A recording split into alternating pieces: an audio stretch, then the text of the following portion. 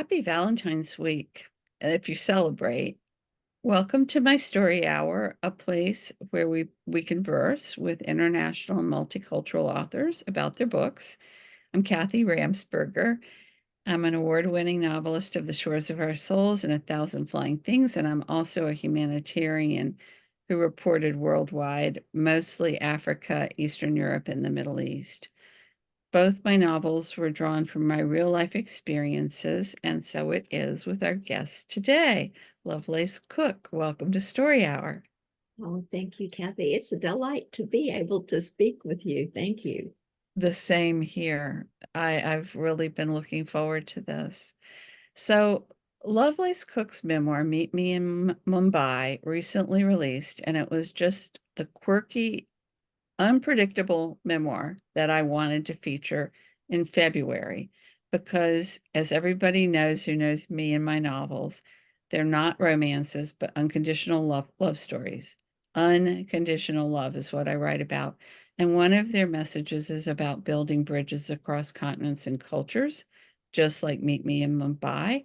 And also, we can't really love somebody, anybody, until we find and love ourselves. Um, Lovelace's book has similar themes as mine, as you can tell, and it has the tagline, "It's never too late for love or a rite of passage." And let's take a quick peek at it. It answers the question over hundreds of pages and 4 different trips to 3 different places in the world. What can possibly go wrong when Jessie asks the universe to help her get out of the rut her life has become? And as soon as I read that very first sentence in the memoir, I said, "Be careful what you ask for." And I was not disappointed. So the universe delivers to Jessie a curveball in the form of a quirky, charming Englishman. A year later, they are on their way to India, Cornwall, back to India, and Southeast Asia. Their journeys take 3 more years, and they face their own trials as they navigate these very different regions. They both confront their internal demons and ghosts, and the memoir has a bittersweet ending. You'll have to read it to find out what that means. So, a bit about Lovelace. Then we'll launch into questions. She's a storyteller, writer, podcaster for Bollywood and books, and a narrator.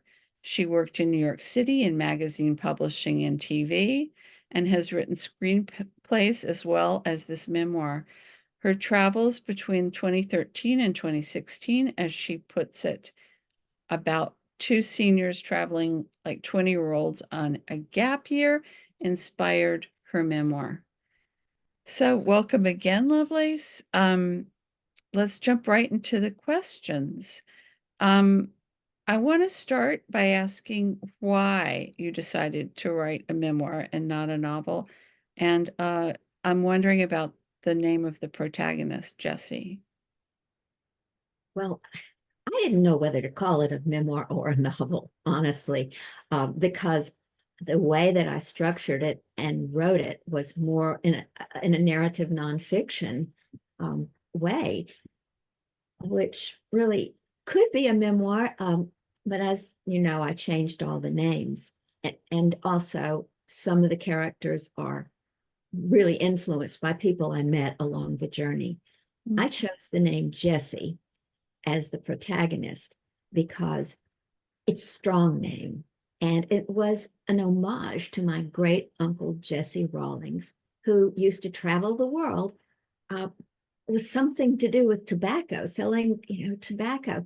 So I thought, well, I'm traveling the world and I like that name and it's a strong name. And I found my strength. So I want my protagonist, my avatar to be just as strong as Jesse is. Well, your avatar it lives up to the name and then some, um, and only gets stronger as the story progresses. One thing I also want to mention before we get into the plot is that You have such a sense of humor that shines through on almost every page. This could have been a dismal story because you're showing the the good and the bad parts of every country, the good and the bad parts of a relationship, the good and the bad parts of our internal, like you call them, demons. And it could have been very dramatic, perhaps, but your sense of humor and wit, I was laughing almost from the first. Um, My ears. Thank you. do you feel like most of what you write not just the memoir, but in terms of your past writing, has had that kind of wit? Is it your voice? I think it is my voice, but a lot of my past writing, Kathy, was for business. So it was much more straightforward, really edited to the T. And that's, but when I have come up with ideas, like I wrote a number of screenplays, they weren't very good, but the titles were funny. Like I wrote one called Dirt Cheap, and it's about a carpet cleaning company that's being, you know, trying to just stay afloat. And there's, of course, there's the antagonist who's going to try to threaten the carpet cleaning company. But it was, so yes, I guess that sense of humor does kind of come in. And there was another one I wrote called Kiss My Face. And it was about, I had worked with Merle Norman in Los Angeles, temp worker. And I wrote a story. I imagined Charlie Chaplin in the film that's about industry and where all these things are going on. And I thought, gosh, a makeup factory to me is, or a manufacturer has all of the elements of hysteria, because, but that's, so I won't, I I, fit. I, well, I want to go read those now because Charlie Chaplin, even in his dark, shadowy movies, was pretty funny. It just the way he looked, you would smile. Um, so thank you for explaining both of those things. And um, you really are, readers, going to enjoy this memoir for many things, but its sense of humor is contagious. And if you're having a bad day, just read a little chapter and you'll start smiling again. So we've talked about what inspired this wonderful memoir, Lovelace, and it's both your journey through love and your journey over continents. I'm hoping you can tell us all about how your worldview changed as you traveled, not just about the countries and not just about the world, but about love and yourself. First of all, when my first trip to India, I experienced complete culture shock, not just because of the country, but because of the stinginess of my Englishman. I mean, the British word for that is mean. I didn't understand at the time, but he really wanted to travel like we were 20 years old. And I was 63. So, at the time he was older than I. Um, And I just want to put in that every time I read about him, I met when he went off on his walkabouts, is what I started to call them. I know he's British and not an Aussie, but imagined him as a mountain goat hopping along. I'm thinking, how does a 67-year-old keep that fit? But he sounded quite fit. Definitely fit, and an Energizer bunny. He never slowed down until he fell asleep. And then, once his head hit the pillow, he was asleep. But I don't really, I could sleep through anything. And that is something I touch upon. I'm thinking, how can this man sleeps like the dead? How can he go through this and not hear all these things happening? But back to worldview changing. Um, like I said, the first trip to India, I really experienced shell shock. And I, I thought at the end of the day, I just never wanted to smell curry again. But a year later, I had really reflected on that story, on that journey, and wanted to go back so I could have time to write there in an area called, in some a town called Varkala in Kerala.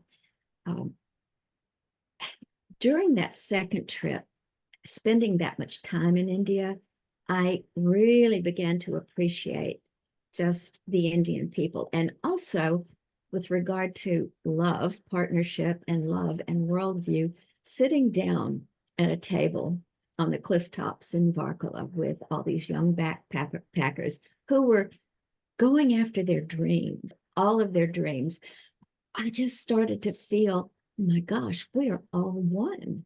This is huge. And it hit me. It's like Jimi Hendrix, one love, because it was the love is the most important thing in the world. And of course, there are different aspects of love. I definitely fell in love with my Englishman.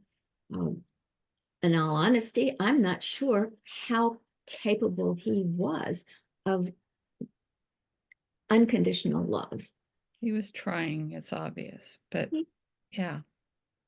So that's, and in terms of worldview, over time and traveling through different countries, meeting different people, was it difficult at times? Yes. But I just loved I love travel and I love meeting new people and I loved seeing the countries because I used to be a photographer, a newspaper photographer. And so I don't do photography professionally, but I'm always watching and looking and observing. And so it was a delight for me to be able to photograph so many fascinating things. I felt like the difference between Trevor and Jesse was that he was a doer and she was a beer.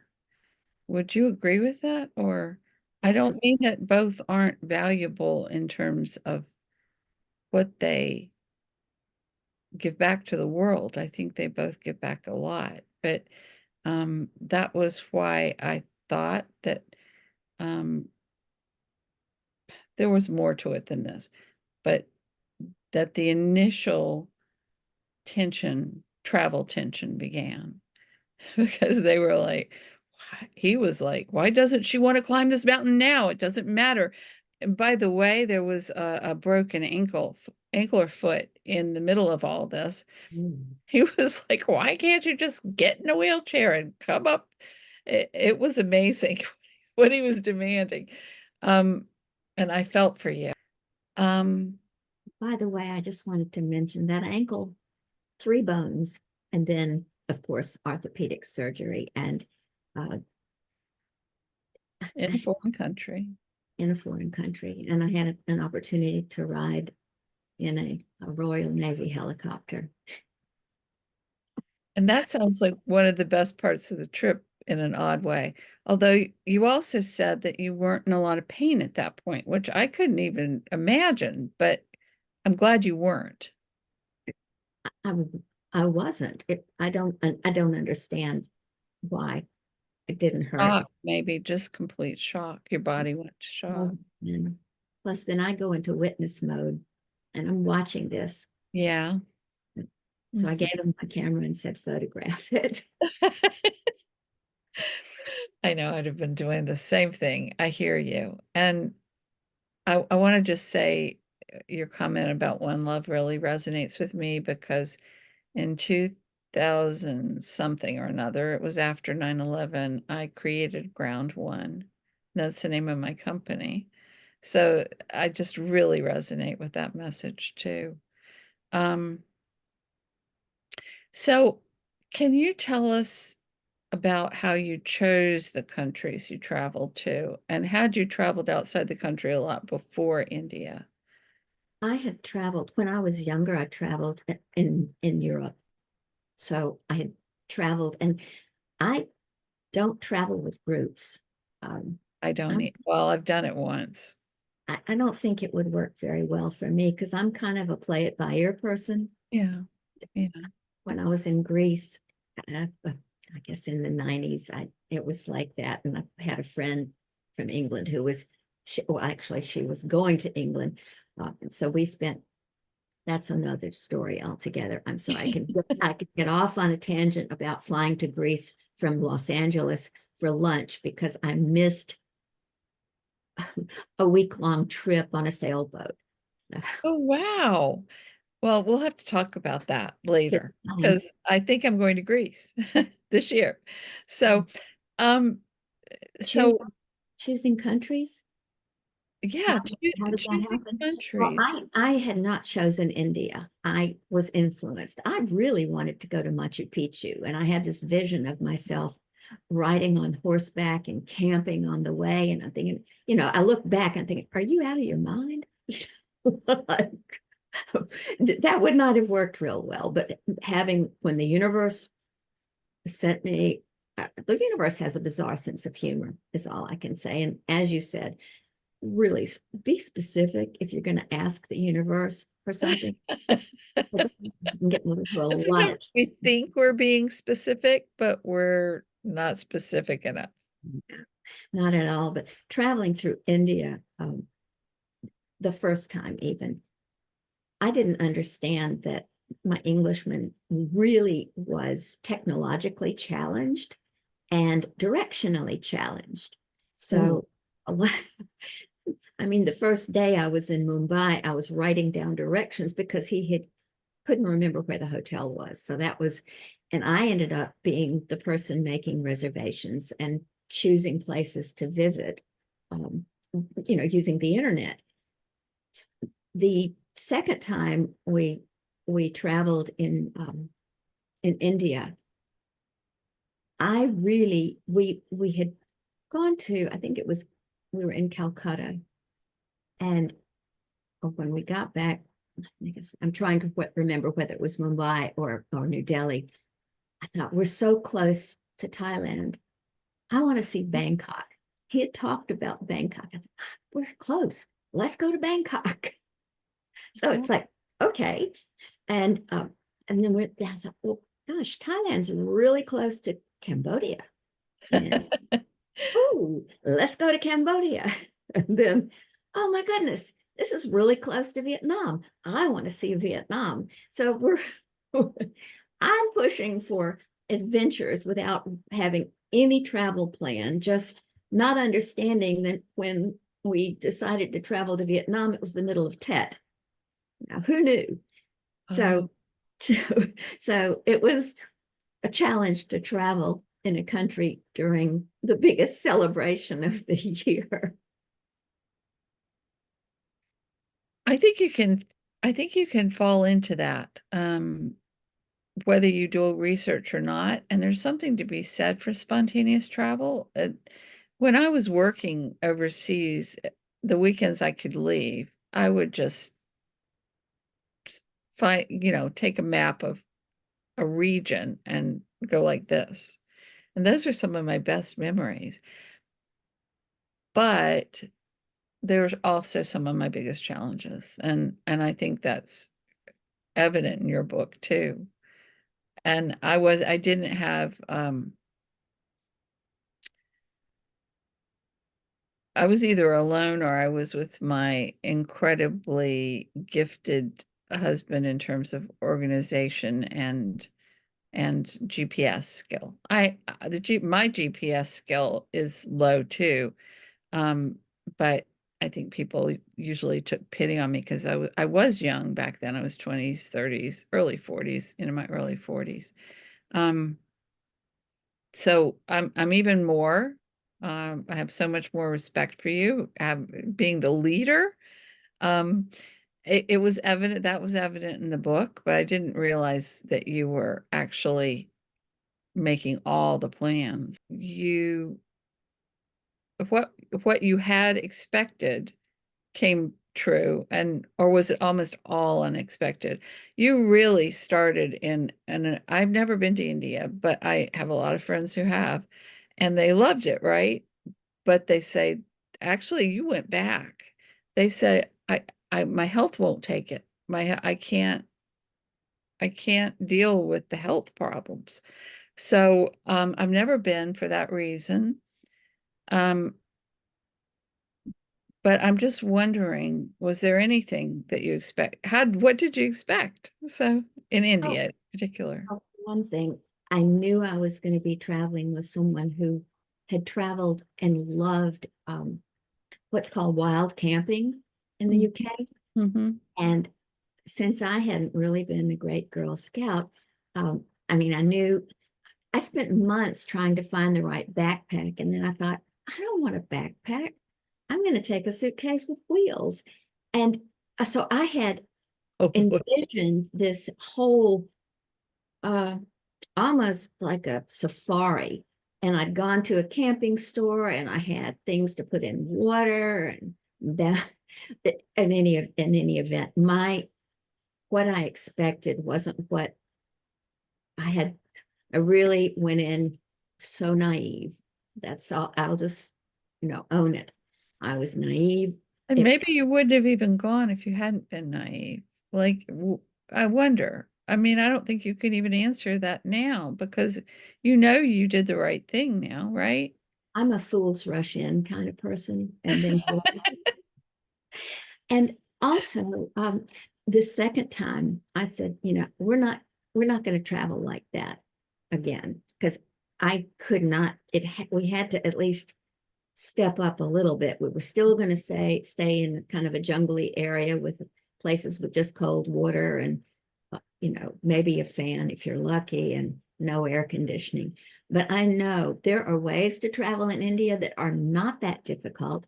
And I think about Elizabeth Gilbert, and she had a car and a driver. Well, if you have a car and a driver and air conditioning and you're staying in places with air conditioning, Yeah. you're not going to suffer. You're not going to get, you know, I think I got sick a lot. Part of it was because the Energizer Bunny wouldn't slow down, and I needed to rest more. That's my nature, to rest and reflect, and then gather my energy about me and go on to the next thing. Mhm.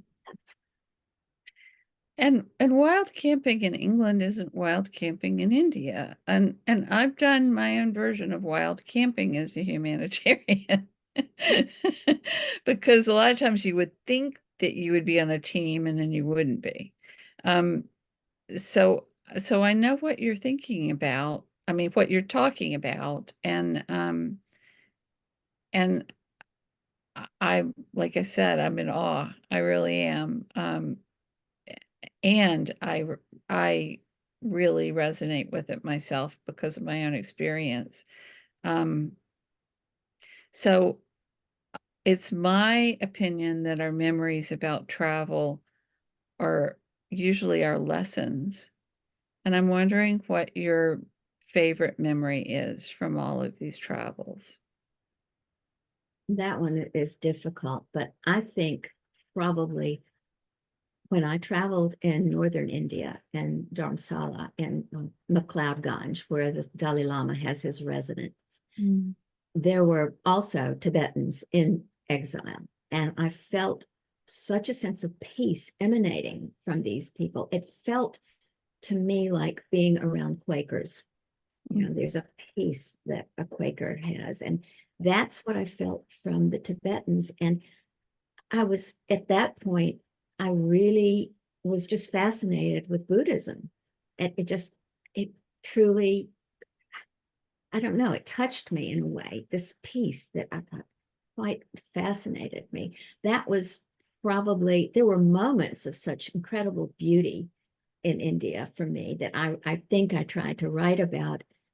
And I hope that my memoir, narrative nonfiction book doesn't offend too many people. I tried for cultural sensitivity. I asked an Indian person who's a writer to read it, and it upset her a lot. And she asked me why I hadn't planned my travel better for the first trip to India. Well, there was just no plan. And in any event, I don't, it is my hope that I don't offend. If I do, I've invited people to let me know.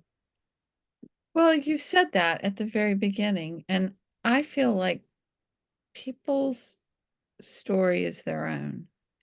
you're not talking about anybody else's story but yours. And even when I write novels, I'm talking about, I write from my experience, even though it's heavily fictionalized. Um, and what we see and feel is what we see and feel. And um, I went into the book knowing that it was going to be your perspective, and I honor that perspective. Um, and I think the fact that you didn't plan was cool because because it wouldn't have turned out that way. And I feel like without the hardship, perhaps you wouldn't have learned as much about anything, but definitely yourself. I would definitely not have come out on the other side with the understanding and awareness of different cultures, as we were saying, the worldview, how Yeah. things change from my naivete to an understanding that changed me internally. You know, it's irreversibly changed, opened my heart, opened my eyes, really helped educate me about the world. And you know, it's can't remember the Mark Twain quote right off the bat, but it was like, what was it? Travel is fatal to prejudice, Yeah. Yeah. bigotry, and Yeah. narrow-mindedness. Yeah. I So totally agree with that. I I also think that it's amazing that what you did out of naivete, you went back and did again, only with a better plan, and it made you fall in love with India. But so much so that you have Bollywood and Books as a podcast. So I think it is what it is, and it's beautiful. And I think your story is both beautiful and funny and bittersweet. Not thank both, all of the above. you. So, plus, I want to say one other thing about travel. You might think you can have expectations, but you cannot. If you're traveling, you should not have an expectation. Um, so we talked about the protagonists, and the love interest is named Trevor, and they certainly have lots of twists and turns in their relationship itself. Forget all of everything that's going on in India and Southeast Asia and Cornwall, for that matter, the way he lives. And he does remind me of people in my own family. And so it was humorous to me because I could see members of my own family in that place. Wondered if the twists and turns of the place were the reason they were catalyzing friction, or whether you think it would have happened anywhere It could have in happened. the love affair. Could have happened anywhere. And I, as I said, I was in love with the English. Mhm. We our I think that our whole worldview life, it was so different, and what our desires were, where we really bumped up against one another. And I I don't know if that I learned a whole lot about what love is and what love isn't. And I Mm. think love ourselves as we are, then we maybe don't tolerate behavior that's unacceptable from another person, whether it's a love interest or uh, anyone. Could be an employer or a friend that maybe you don't need in your life. So I don't know if that answers your question. It absolutely does. It absolutely does. I think we have to learn about love before we can actually love, don't you? Well, and yes, in this instance for sure, but definitely. In all instances for me, because the people that I didn't get along with, and I feature in my books because they were conflictual relationships, taught me so much more And I always tell my husband, we've been together 40 years, not married for 40, but together. And I always say to him, the reason I don't write about you much is because people would be bored. Like, that's what a good relationship is. Yes. Like, what do you want to watch on TV tonight? Or you want to go for a walk? Or are you cooking dinner or me? Or yes, you go, honey, you go, rah, rah. Nobody wants to read about that. I want to Conflict, hear about the journey of finding the silver lining. well, conflict is absolutely necessary. And David Mamet would tell you that to get from point Yeah. A to point wherever you're going, it's got, and everyone will say, get a person up a tree. How are they going to get down? Oh my gosh, there's a fire. Oh, wait, the limb breaks. So And that was really happening, folks. That was really I, happening in I, real time. I did not plan all those things. They simply happened. Because, as you say, travel is unpredictable. It doesn't matter which country you're in, because something is going to happen that you don't expect. It absolutely is true. So, let's talk a little bit about craft. Um, I'm wondering if I think you might have addressed this, but I think you said that you hadn't set out to write on the first trip, but by the end of the first trip, you knew you wanted to write about it, correct?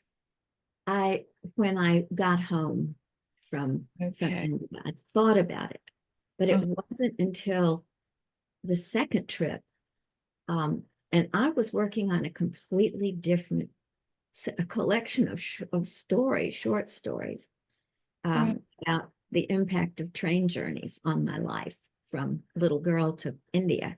And maybe I'll get back to that. It's just one of I those. know, because you certainly had some train journeys in India. From the first moment, did you go to India with the intention to write? Or, and you came back, you've already answered that. No, So, I just went to challenge myself to see what I was made of.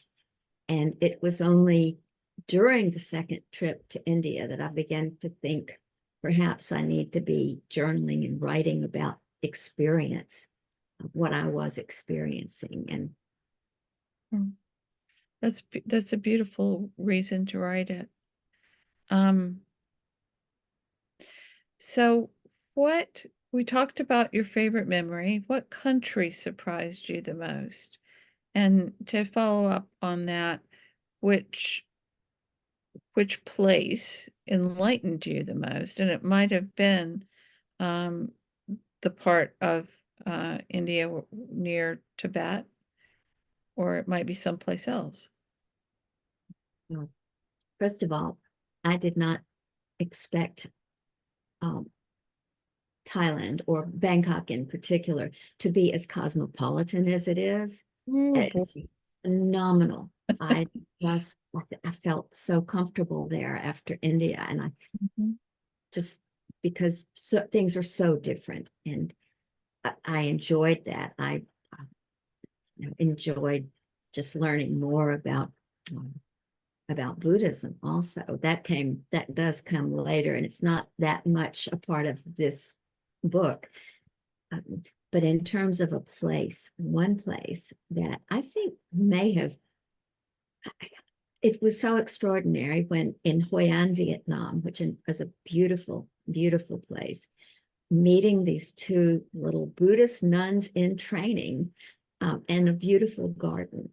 And Kathy, it was, they were so sweet. We couldn't speak the language, but we were using Google Translate to chat with each other. And their garden was magnificent at the temple. And those young ladies, first of all, one was really happy about being a nun in training, and the other was not happy about being a nun in training. They were mischievous. But I'll hear from them out of the blue on FaceTime in the middle of the night, because I really enjoyed Hoi An, Vietnam, especially for these young Buddhist nuns in training.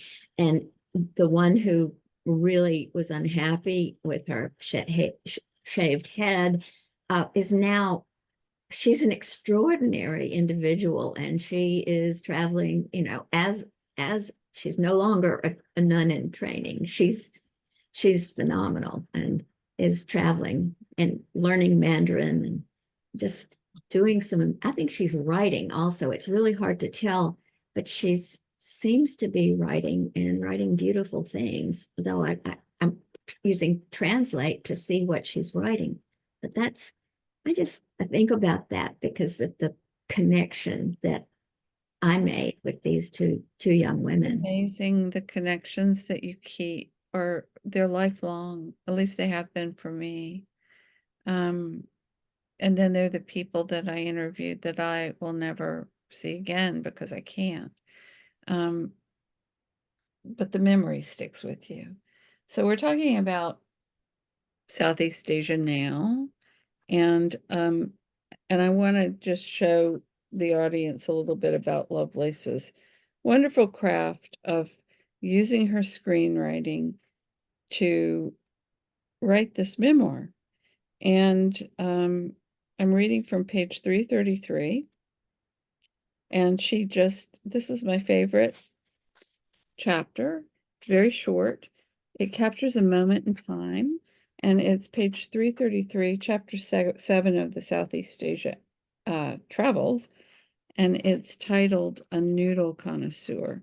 Listen for all the sensory information she's putting in here. An elderly lady wearing bright yellow pajamas pedaled a cycle rickshaw down the street. Motorcycle motorcycle carts carried impossible loads of trash, cardboard, plastic bottles for recycling, and other indeterminate materials. Old ladies, dressed head to toe with gloves, long-sleeved shirts, pants, and hats that covered their necks, picked up plastic and put recyclables in carts. They loaded them to the brim and pulled them by hand through the streets, where motorcycles and cars dodged the carts and the women. We were in Phnom Penh, and I was a noodle connoisseur. And then you talk a bit about the noodles. So that was a wonderful review of your breakfast at Trunk. And you end with, Trevor and I were not enamored with Phnom Penh, and we were tense. So not only were you creating a moment in time in this beautiful scene, which wouldn't have been beautiful to some people, they wouldn't have even noticed, but you brought the love relationship in at the end. And what it made my heart sad in a way, because I thought, there's tension in that scene. And it brought up my question about, do you think it's the travels or do you think it's the relationship? And it's hard to sometimes know. But I want to also say that, and let me put it this way so people can see the cover. You can go any place in this book just about and find a scene like that. And that's where Lovelace's screenwriting ability shines through. Very visual scenes. And if you want to comment, please do, but I just wanted to compliment you and read my favorite passage. This kind of goes back to the writing of, and it's been so many years, Marguerite Duras, Huh? who I loved the style with which she wrote, because it was it was just photographic, Yeah, and it intrigued me, and that stuck with me.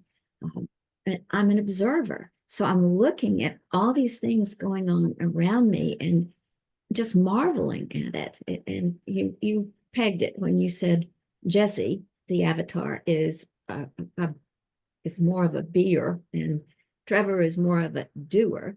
And the beer wants to be in one place for a little while to observe and to experience, and the doer wants to, let's move on to the next thing. I'm bored. exactly. Um, well, it's beautiful. And I worked for National Geographic, and my first job was just going through thousands and thousands of rolls of, they were in slides, but it was thousands of pictures.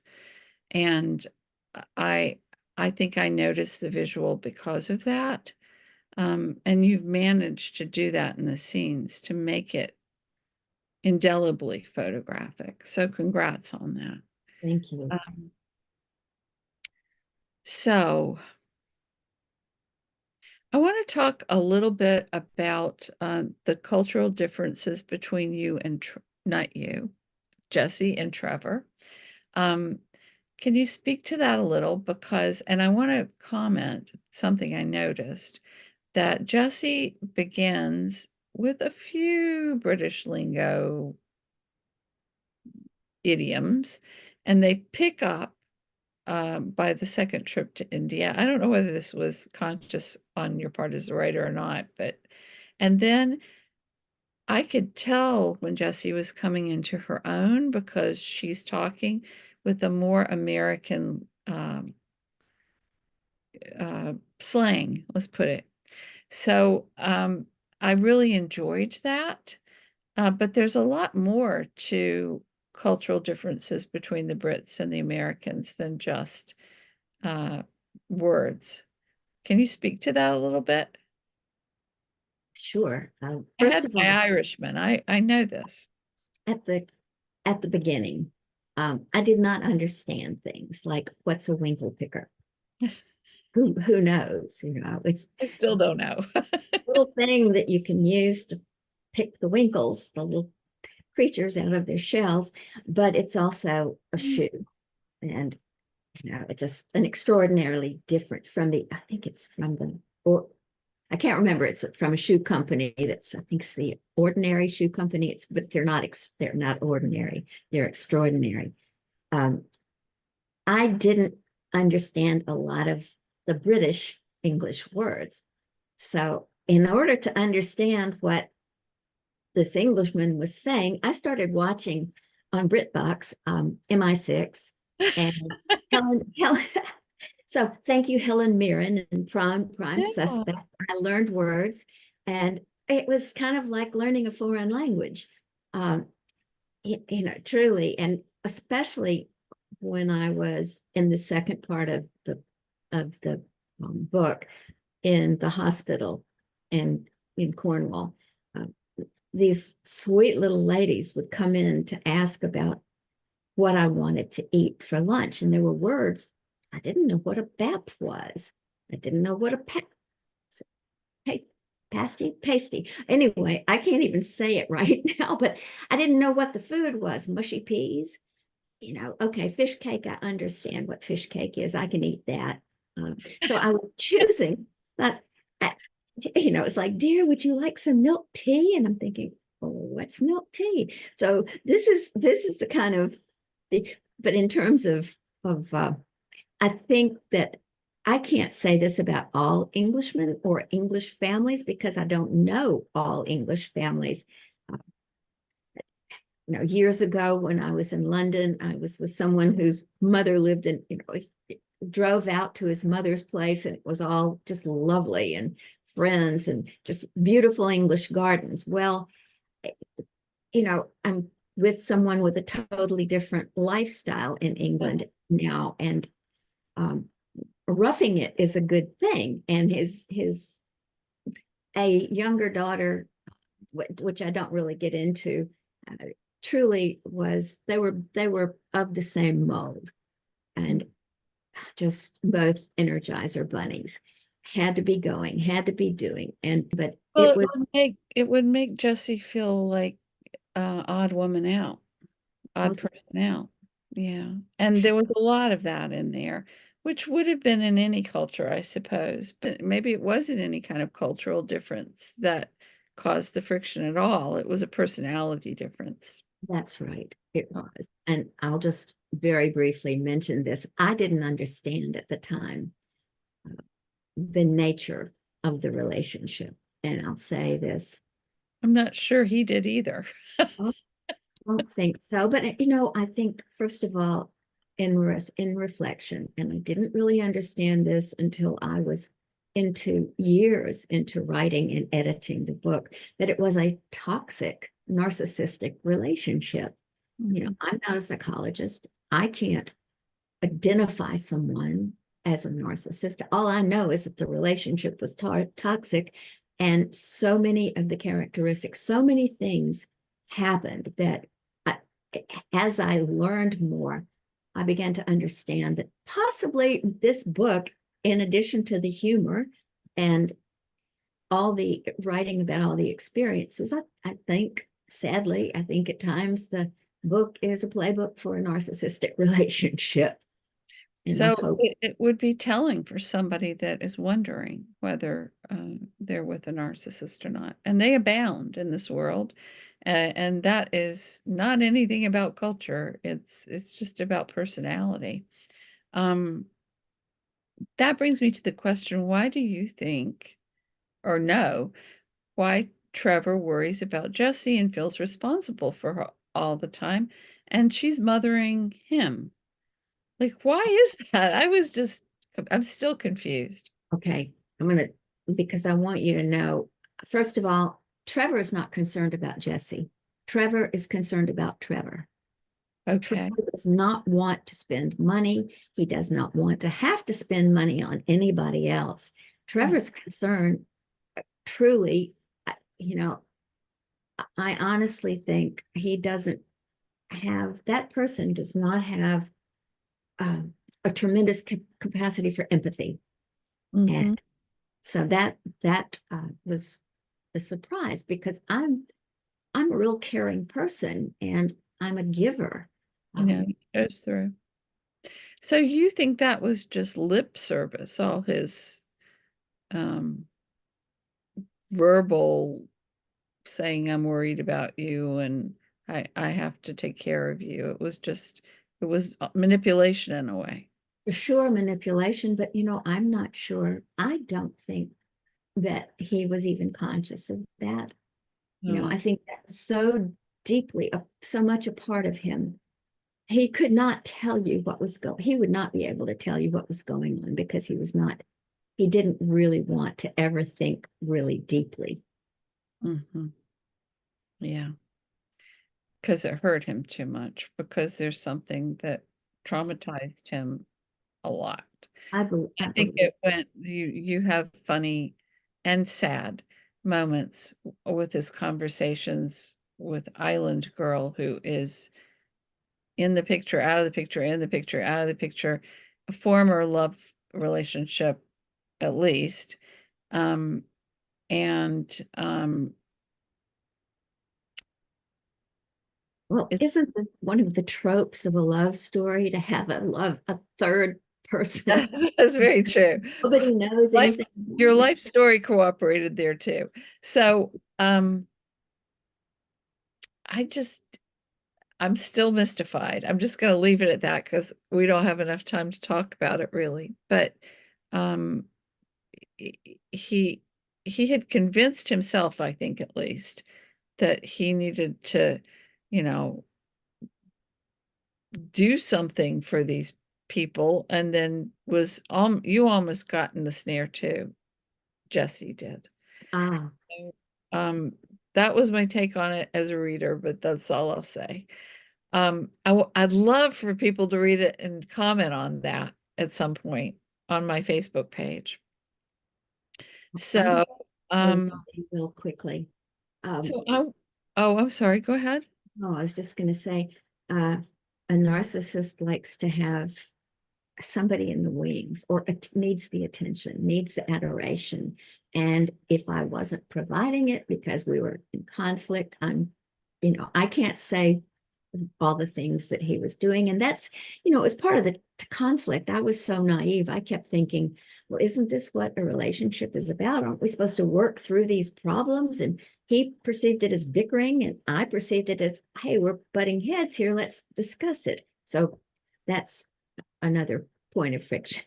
Well, readers will find that in my first novel.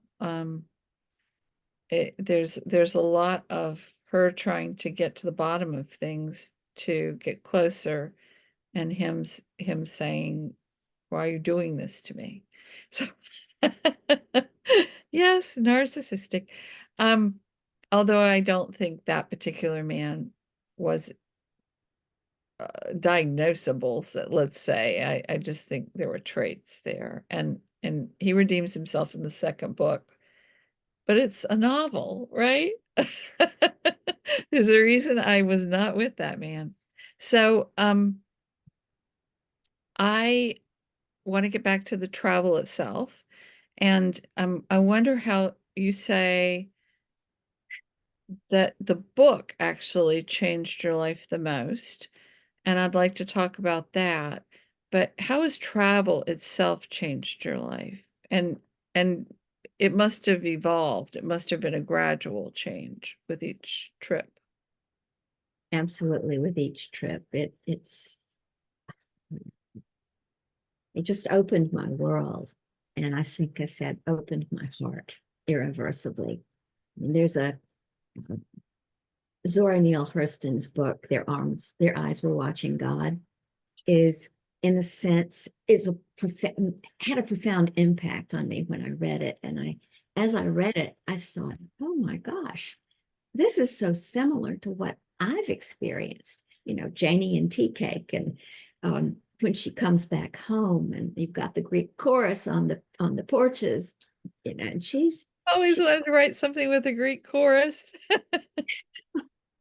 I'm sorry I interrupted. no.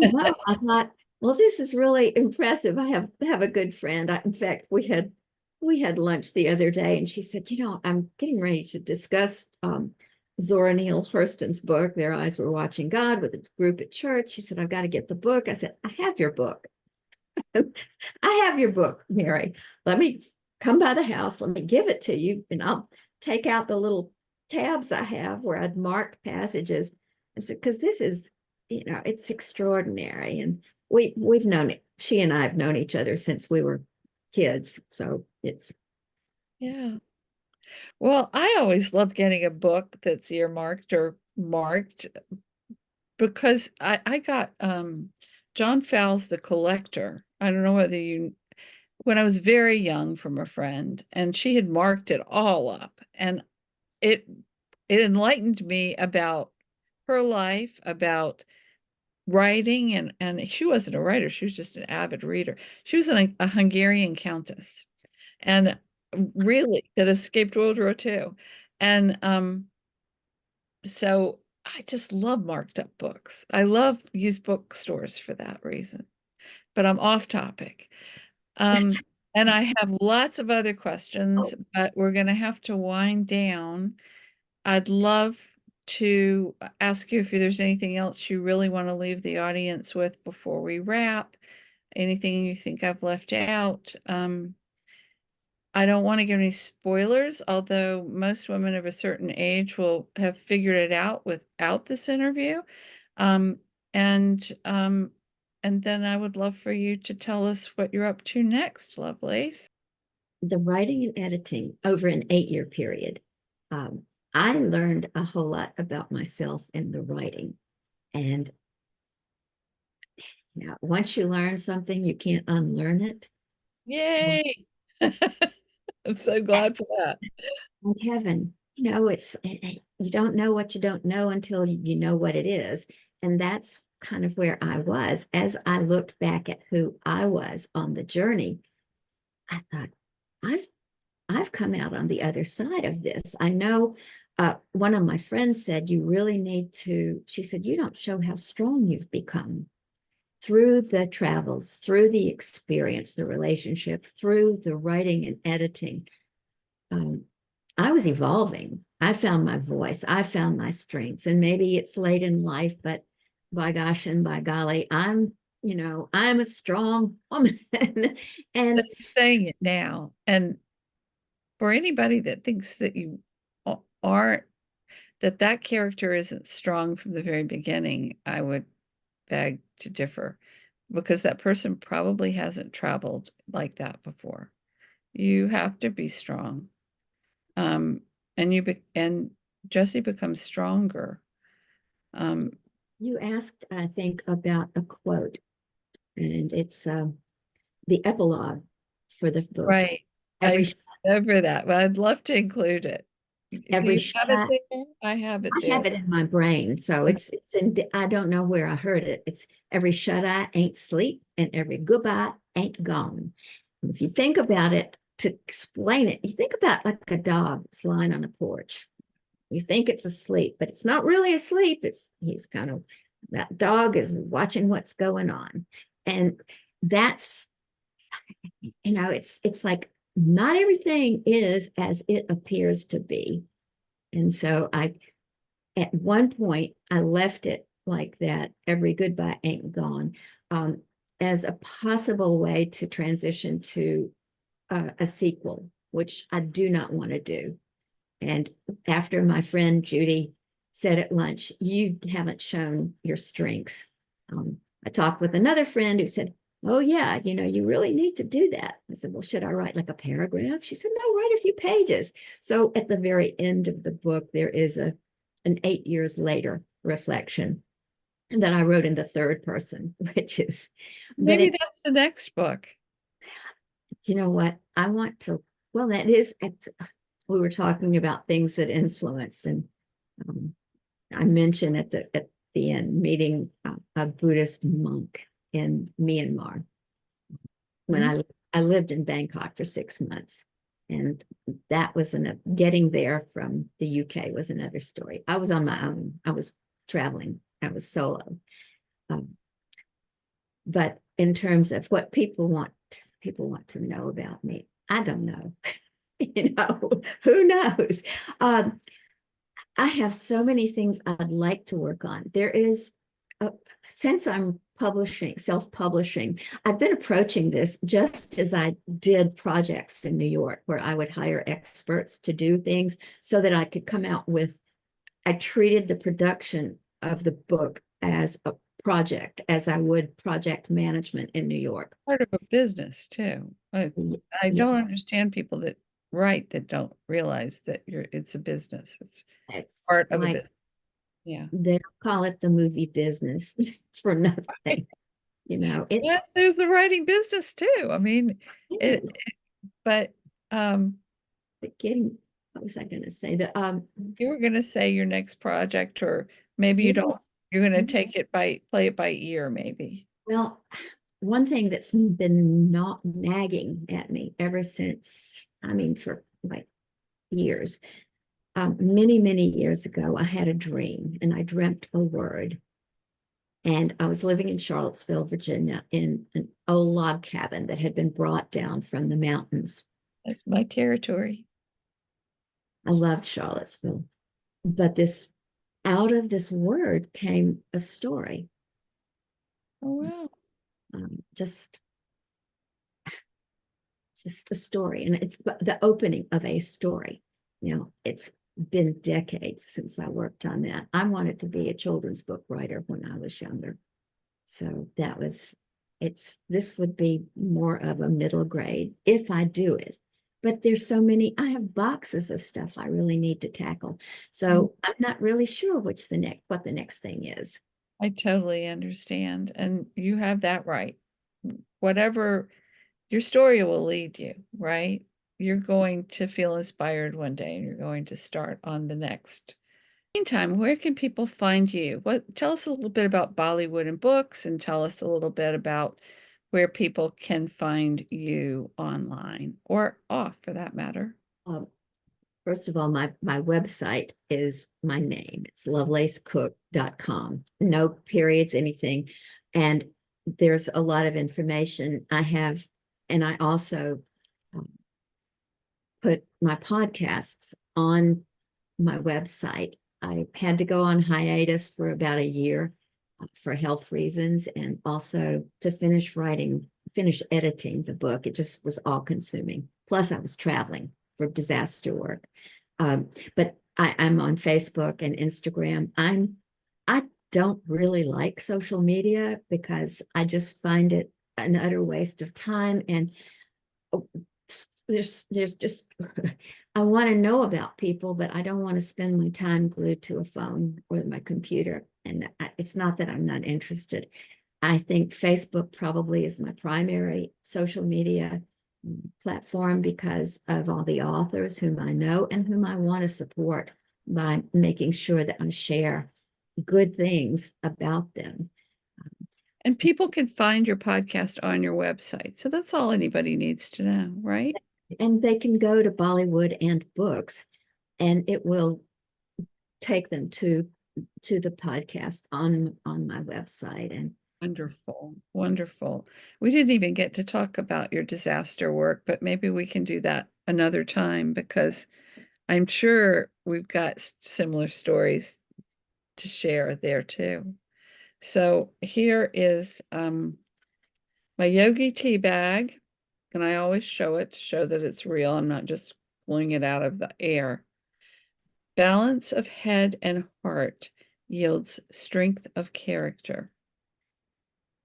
It just these things give me chills. This is you, it's your book, it's Buddhism. It's I mean, I realize it's a tea bag and it's a yogi bag, but I just I'm so glad to share that today. Because that's what I think of you, Lovelace. thank And you, Catherine.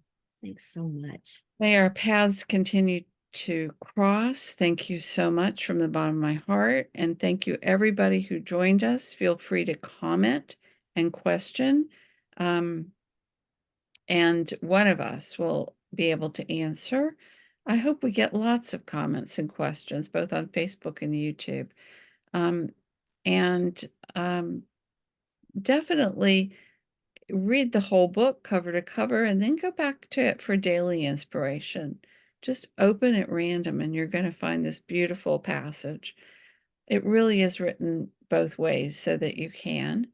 And Story Hour is going to be back next month with another wonderful author like Lovelace Cook. Watch for my posts on Facebook for details. And you can find more about me and my work, including some of my recent stories stories in journals and upcoming appearances at katherinebrownramsperger.com. Ramsperger is spelled with a P, but if you Google shores of your shores of our souls or a thousand flying things, which may be easier to spell, you'll find a lot about me. And I hope you all had a wonderful Valentine's Day, whether you are in love or just experiencing love of self, love of a book. Um, and the buds are coming out here, so I'm wishing you an early spring. Uh, I'm hoping that if you do have a Valentine, that Valentine gave you a great book to read. Best Valentine's gifts ever. Thank you so much, Lovelace, and goodbye, Okay. everybody. See you next time.